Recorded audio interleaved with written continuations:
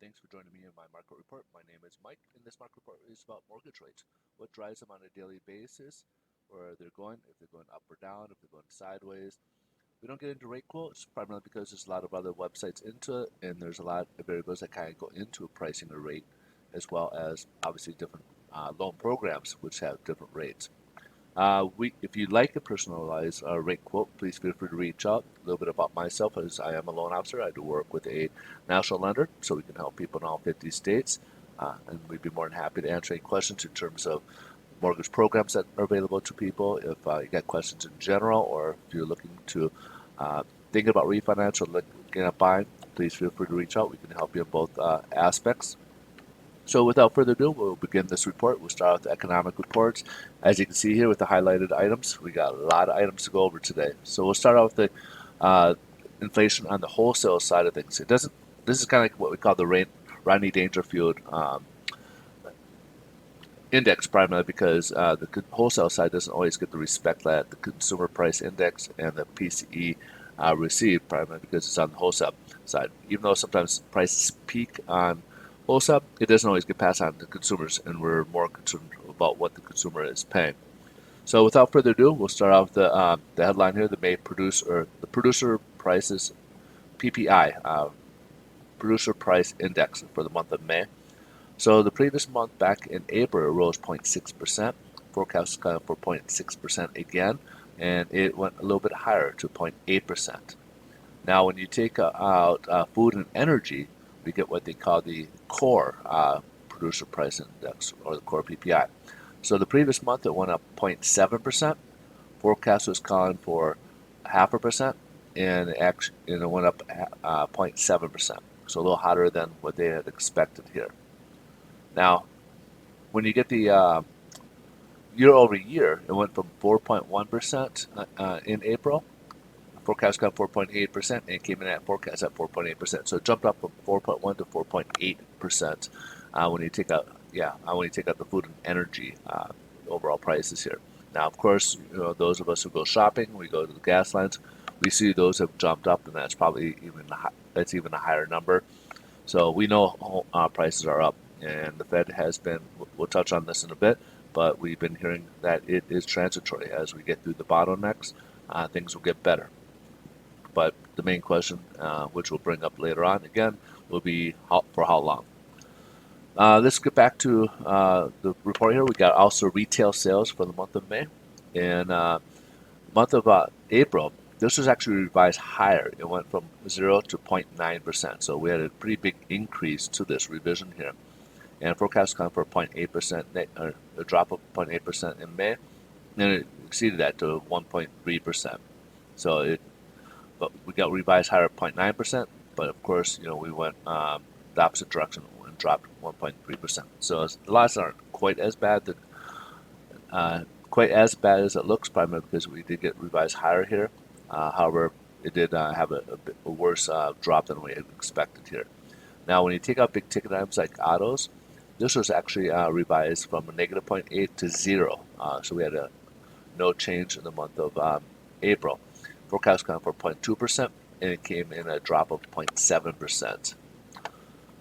Let's move on here. So we have New York Fed. This is manufacturing in the New York region, and we had a 24.3 in the month of May. Forecast is calling for 23, and it dropped even more down to 17.4. So manufacturing had slipped a little bit, at least in the New York region. We'll keep our eyes open. We'll see the Philadelphia Fed, and we'll see the Chicago one as well coming up.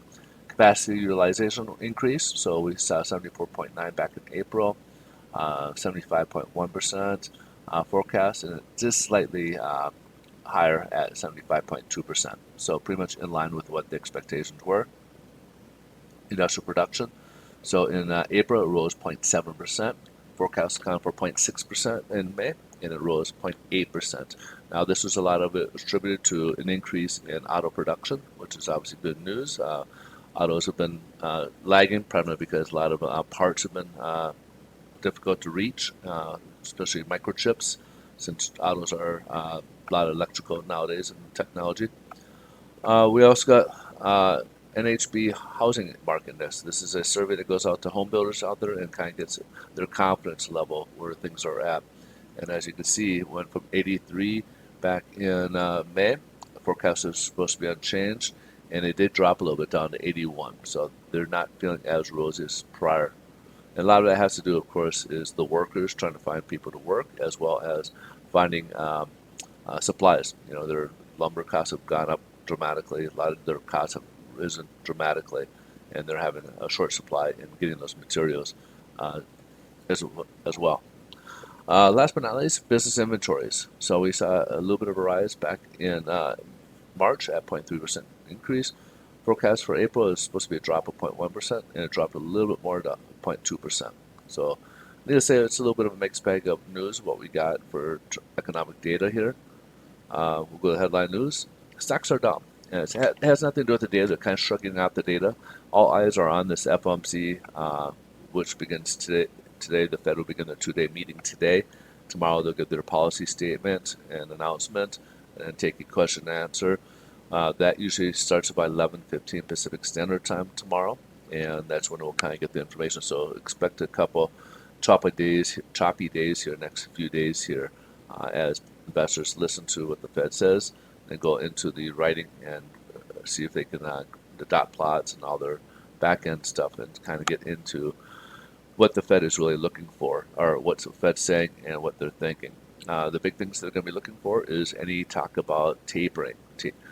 There's a lot of questions about tapering, why they're still doing it, when are they going to start tapering, especially on the mortgage-backed securities. They are about $40 billion a month on mortgage-backed securities, which is help propping up mortgage rates. So if they pull back that, mortgage rates, will, of course, will start slipping and start rising a little bit as a result, because there'll be a supply and demand type of issue there.